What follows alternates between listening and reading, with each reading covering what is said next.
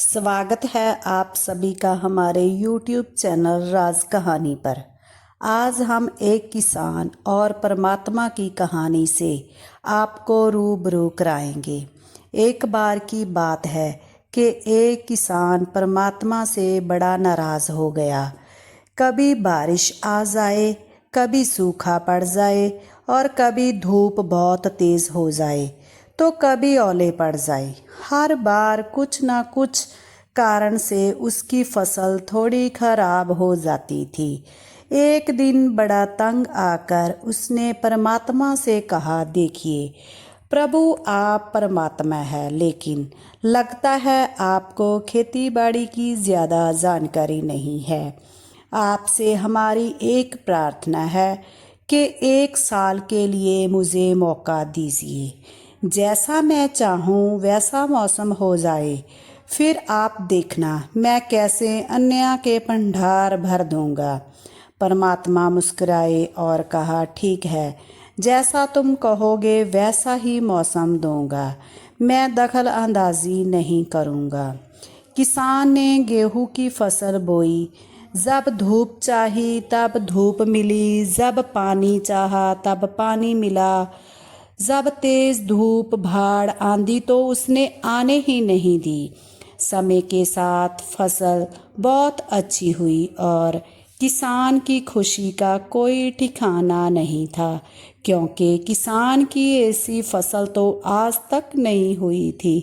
किसान ने मन ही मन सोचा, अब पता चलेगा परमात्मा को कि फसलों का ध्यान कैसे करते हैं। बेकार ही इतने साल हम किसानों को परेशान करते रहे। फसल काटने का समय आया तो किसान बड़े गर्व से फसल काटने गया, लेकिन जैसे ही फसल काटने लगा एकदम से सर पर हाथ रख कर बैठ गया।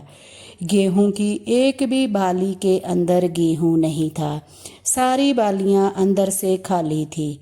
बड़ा दुखी होकर किसान ने परमात्मा से कहा, प्रभु ये क्या हुआ? तब परमात्मा बोले, यह तो होना ही था, तुमने पौधों को संघर्ष का जरा सा भी मौका नहीं दिया।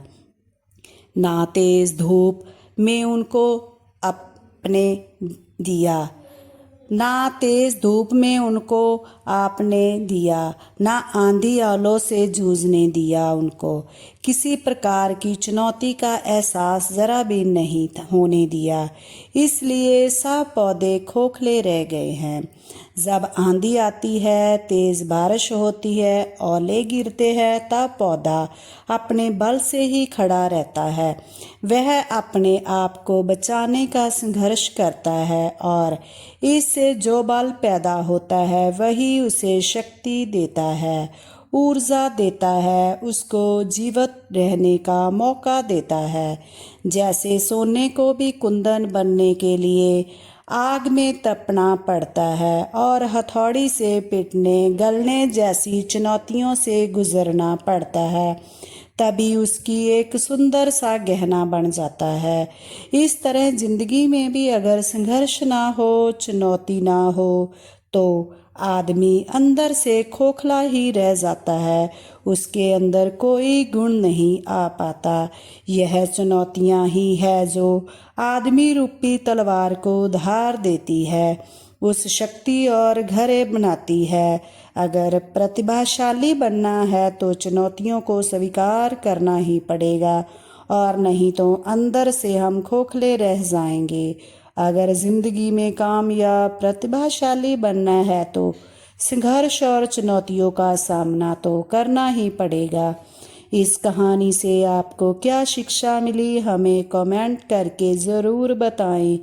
Thanks for watching my video.